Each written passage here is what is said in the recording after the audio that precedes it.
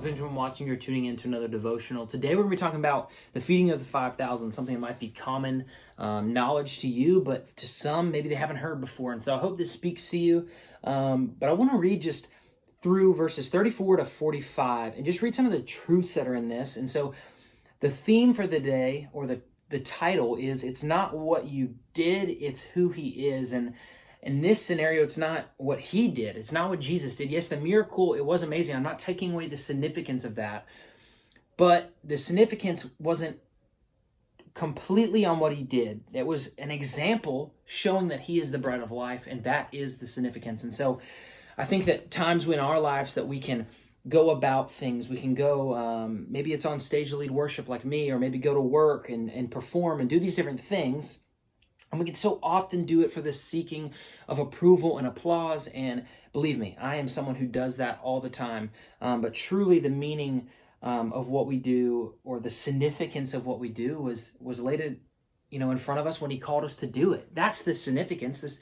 We don't gain significance when people finally approve of us, or when we get an X amount of followers, or we get X amount of views, or have more friends, or have this and that. That's not when we gain significance. We had the significance when he called us into that moment, when he called you to that family, when he called you to be a mother or father, when he called you into that job field. And so I want to read through starting in verse 34 and just let this scripture speak, because it's powerful. This is a powerful, powerful miracle. And so in verse 34 in Mark 6, it says, when he went ashore, he saw a great crowd, and he had compassion. So instantly we see his heart, a compassionate heart, because they were like sheep without a shepherd, and he began to teach them. So he didn't begin and just start with a miracle to win them over per se, but he began to just teach them. He began to share his heart and his compassion and his passion for them. And it says, and when it grew late, his disciples came to him and said, "This is a desolate place, and the hour is now late. Send them away to go into the surrounding countryside and villages and buy themselves something to eat." But he answered them, "You give them something to eat." And they said to him, "Shall we go and buy 200 denarii worth of bread and give it to them to eat?" And he said to them, "How many loaves do you have? Go and see."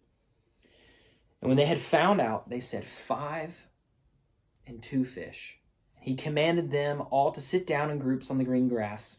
So they sat down in groups by hundreds and by 50s. And taking the 5 loaves and 2 fish, he looked up to the heaven and said a blessing, and broke the loaves and gave them to the disciples to set before the people. He divided the 2 fish among them all, and he said, all ate and were satisfied. And they took up 12 basketfuls of broken pieces and of the fish. And those who ate the loaves were 5,000 men. And then what I think is so cool is that immediately his disciples got into the boat and went before him to the other side. And it's like Jesus, yes, he stayed, and it says he dismissed the crowd. And after he had taken leave of them, he went up to the mountain to pray. And so first, I think what's so significant of this miracle is the surrounding verses. First, he taught them. He had compassion. He didn't just walk in there and start, saying, "Here I am, applaud, here I am, follow after me." But he began to just get real with them, get on their level. And then at the end, what I think is so cool is that he prayed.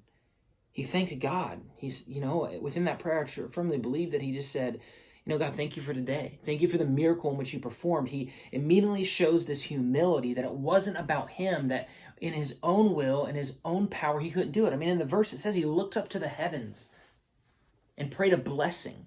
Like he knew that the blessings came from above. And so I just think it's so awesome to see the humility of Jesus within this miracle. And I wonder, when's the last time that we had that humility? I say we because I struggle too. I struggle when my ideas at work don't get chosen, or when they do get chosen, and I'm like, "Oh, that's me, I did it. Or maybe you're someone who's been fighting for something at your work, and it finally works, it finally happens, and they say, "Yes, that's it, Ben," or "That's it, Bob," or Jill, whatever your name is, and they pick that, and they say, "That's it, that's the one we're going to use," and then they never give you credit. And you feel like your significance was lost. And so we're going to be talking about it in the next devotional as well. But don't let the world determine your significance, and you can tune in for that one next. But I believe that the significance was that he called you. The significance is that he's the bread of life and that he's living inside of you. That's the significance. Don't let your applause or your approvals determine how significant you feel. You serve a God who gives you all the significance in the world. He loves you. You're beautifully and wonderfully made. And so I hope this spoke to you today. Go about your day with some humility. Let the scripture speak to you. And again, thank you so much for tuning in. I hope you enjoyed it. Have an amazing day.